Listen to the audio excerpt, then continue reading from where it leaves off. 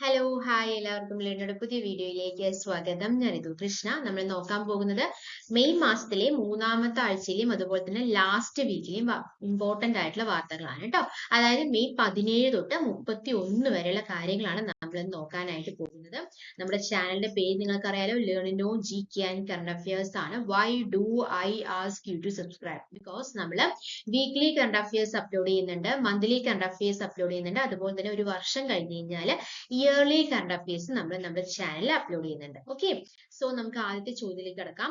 What is the theme for world asthma day 2026? അപ്പൊ world asthma ഡേയുടെ theme എന്താണ് എന്നുള്ളതാണ് ആദ്യത്തെ ചോദ്യം. അപ്പൊ ആദ്യത്തെ ഓപ്ഷൻ എന്താണ്? Unlocking asthma care. First option is unlocking asthma care and second one access to anti inflammatory inhalers for everyone with asthma still and urgent need.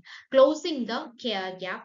Option D, asthma and education. So this is the right answer. World Asthma Day theme എന്താണ് എന്നുള്ളതാണ്. The right answer is option B, access to anti-inflammatory. So this is the right answer. എന്താണ്? Access to anti-inflammatory inhalers for everyone with asthma still an urgent need. Okay. അടുത്ത ചോദ്യം, രണ്ടാമത്തെ ചോദ്യം. Which day is celebrated as national technology day in India to commemorate the Pokhran 2 nuclear test? അപ്പോൾ എന്നാണ് national technology day എന്നുള്ളതാണ് ചോദ്യം.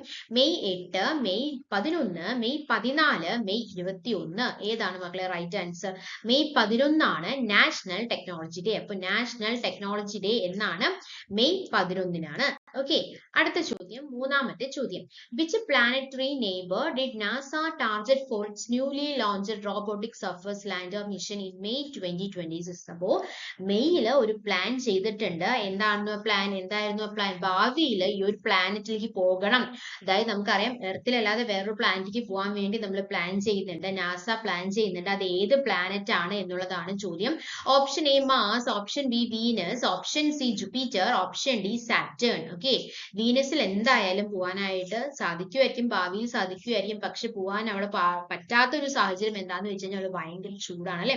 Hottest planet ആണ് Venus. And Jupiter എന്ന് പറയുമ്പോൾ ഭയങ്കര കാറ്റ് പോകാനുള്ള ഒരു സർഫസ് അല്ല. സാറ്റേൺ എന്ന് പറഞ്ഞാൽ ഭയങ്കര തണുപ്പുള്ള ഒരു ഏരിയ ആണ്. അതുപോലെ തന്നെ ചുറ്റും റോക്കി മെറ്റീരിയൽസ് കൊണ്ട് ഇങ്ങനെ വളയമുണ്ട് അല്ലെ. അപ്പൊ ഏതിനായിരിക്കും? Right answer is option B, Mars ആണ് കേട്ടോ.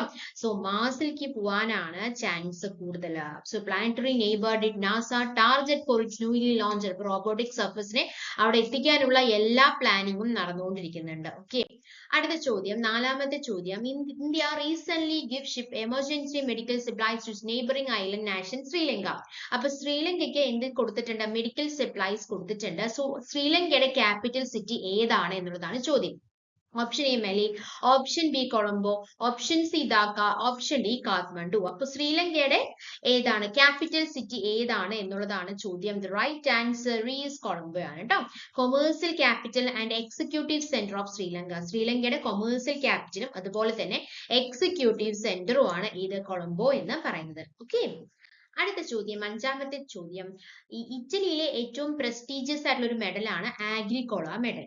ആ മെഡൽ നേടിയ റെസിപ്പന്റ്, ഈ വർഷത്തെ ആ മെഡൽ നേടിയ റെസിപ്പന്റ് ആരാണ് എന്നുള്ളതാണ് ചോദ്യം. ആരാണ്? ഓപ്ഷൻസ് ഉണ്ട്. PM Narendra Modi, option B president Droupadi Murmu, option C doctor S Jaishankar, option D Nitin Gadkari. ആരാണ്? Right answer is option A, PM Narendra Modi. So PM Narendra Modi received the prestigious Agricola medal was conferred in Italy in May 2026. Okay. അടുത്ത ചോദ്യം, ആറാമത്തെ ചോദ്യം. India assumed the chair of Common Criteria Development Board, CCDB. CCDB എന്താണ്?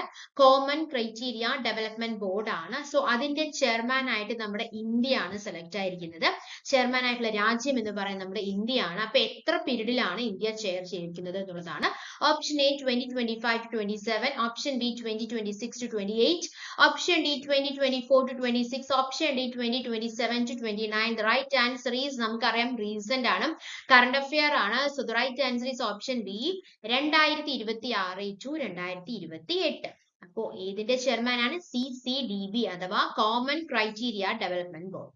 Okay, അടുത്തത് ഏഴാമത്തെ ചോദ്യം. India's first mini micro LED display fabrication unit was approved in which location? Option A Bengaluru, option B Hyderabad, option B Dholera, option D Pune. എവിടെയാണ് right answer is Dholera ആണ് കേട്ടോ. This is the right answer. എന്താണ് first mini micro LED display fabrication എവിടെയാണ് വരാൻ പോകുന്നത്? ദൊലേരയിലാണ്. Okay, അടുത്ത ചോദ്യം, എട്ടാമത്തെ ചോദ്യം. Which organisation signed a 5-year agreement with the National Forensic Science University NFSU? എന്താന്ന് മനസ്സിലായല്ലോ?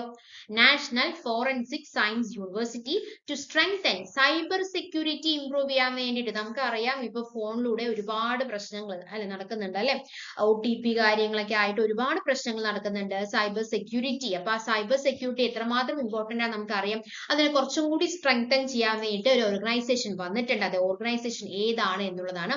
ISRO ആണോ? ISRO അല്ല, അത് സ്പേസ് ആണ്. DRDO ഡിഫൻസ് ആണ്. ആൻഡ് RBI എന്ന് പറയുന്നത് റിസർവ് ബാങ്ക് ഓഫ് ഇന്ത്യ ആണ്. So right answer is UIDAY.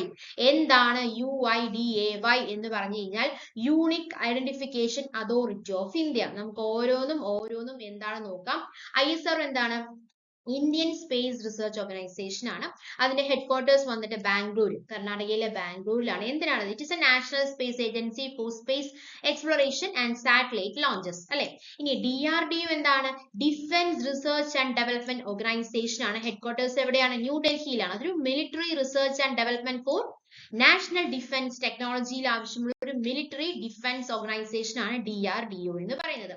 അടുത്തത് നമ്മുടെ UIDAY, അതാണ് unique identification authority of India എന്ന് പറയുന്നത്. ഹെഡ്ക്വാർട്ടേഴ്സ് ന്യൂഡൽഹി തന്നെയാണ്.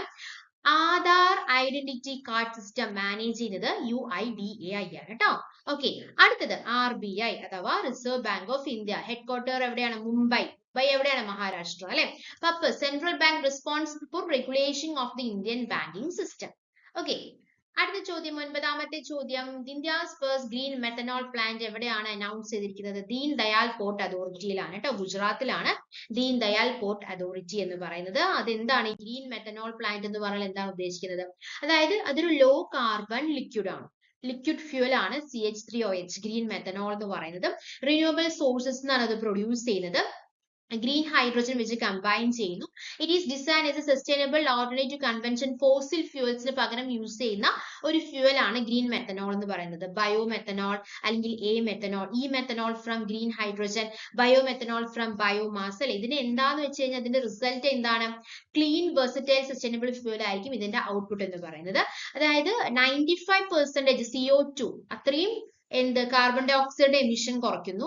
അതുപോലെ തന്നെ around 80% reduction in NOx emissions, near elimination of sulphur oxides and particular matters, supports global and decarbonisation and A cleaner environment. Environment പൊതുവെ clean ആക്കി വെക്കാൻ ഇത് ഹെൽപ്പ് ചെയ്യുന്നു എന്നുള്ളതാണ് ഈ ഗ്രീൻ മെത്തനോളിന്റെ ഒരു പ്രത്യേകത.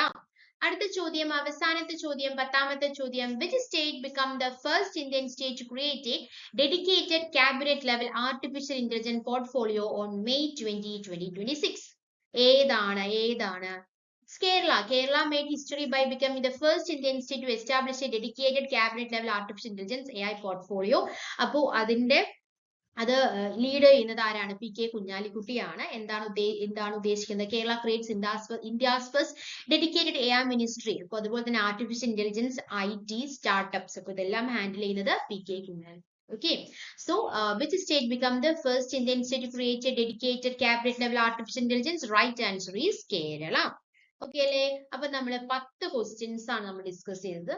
വളരെ കറണ്ട് അഫയേഴ്സ് ഉള്ള കാര്യങ്ങൾ, മെയ് മാസം നടന്ന എല്ലാ കാര്യങ്ങളും നമ്മൾ പറഞ്ഞിട്ടുണ്ട്. എടുത്ത കാര്യങ്ങളെല്ലാം നിങ്ങൾക്ക് വളരെ വ്യക്തമായി മനസ്സിലായി അല്ലെങ്കിൽ ഉപകാരപ്പെട്ടു എന്ന് പ്രതീക്ഷിക്കുന്നു.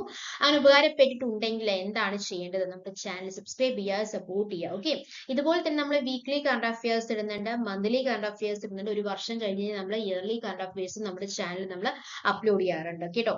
സോ എന്തായാലും നിങ്ങൾക്ക് ഉപകരിക്കും. കറണ്ട് അഫയേഴ്സിന്റെ ഇമ്പോർട്ടൻസ് ഒന്നും നിങ്ങൾക്ക് പറഞ്ഞു തരേണ്ട കാര്യമില്ല. പിന്നെ നമ്മുടെ ഈ ഒരു വീഡിയോന്റെ പ്രത്യേകത എന്താണെന്ന് വെച്ച് കഴിഞ്ഞാൽ ഏതെങ്കിലും ഒരു സൈറ്റിൽ നിന്ന് കോപ്പി പേസ്റ്റ് ചെയ്തിട്ടുള്ള ക്വസ്റ്റ്യൻസ് അല്ല നമ്മളുടെ ക്ലാസ് എടുക്കുന്നത്. ന്യൂസ് പേപ്പർ നോക്കി എഴുതി ഉണ്ടാക്കിയ ക്വസ്റ്റ്യൻസ് ആണ് നമ്മൾ നിങ്ങൾക്ക് പ്രൊവൈഡ് ചെയ്യുന്നത്. സോ അത്രയും ജെന്യുവൻ ആയിട്ടുള്ള ക്വസ്റ്റ്യൻസ് ആയിരിക്കും, with answers and with pictures. Pictures എന്തിനാണ് നമ്മൾ ഇൻക്ലൂഡ് ചെയ്യുന്നത്? അത്രയും വിഷ്വലൈസേഷൻ നിങ്ങൾക്ക് കിട്ടുന്നു, നിങ്ങൾക്ക് അത്രയും കാര്യങ്ങൾ ഓർമ്മയിൽ നിൽക്കുന്നു അല്ലെ. ഇപ്പൊ ദീൻ ദയാൽ എന്ന് പറയുമ്പോൾ തന്നെ നിങ്ങൾക്ക് പെട്ടെന്ന് ക്ലിക്ക് ആവുന്നുണ്ട്. ഗുജറാത്തിലാണ് ഫസ്റ്റ് ഗ്രീൻ പ്രൊജക്റ്റ് ആണെന്നുള്ള കാര്യം നിങ്ങൾക്ക് ക്ലിക്കായി. അതുപോലെ തന്നെയാണ് ആർട്ടിഫിഷ്യൽ ഇന്റലിജൻസ് പോർട്ട്ഫോളിയോ സ്റ്റാർട്ട് ചെയ്തത് കേരളത്തിലാണ്. അങ്ങനെ ഒരുപാട് കാര്യങ്ങൾ പെട്ടെന്ന് ക്ലിക്ക് ആവാൻ വേണ്ടിയിട്ട് നമ്മൾ വിത്ത് പിക്ചേഴ്സ് നമ്മൾ പ്രൊവൈഡ് ചെയ്യുന്നത്. സോ ഇതുപോലത്തെ വീഡിയോസ് നിങ്ങൾക്ക് ആവശ്യമുണ്ടെങ്കിൽ നിങ്ങൾക്ക് ഉപകാരപ്പെട്ടു എന്ന് തന്നെയാണ് ഞാൻ പ്രതീക്ഷിക്കുന്നത്. അങ്ങനെ ഉപകാരപ്പെട്ടുണ്ടെങ്കിൽ നമ്മുടെ വീഡിയോ ഷെയർ ചെയ്യുക, സപ്പോർട്ട് ചെയ്യുക. Thanks for your time. By.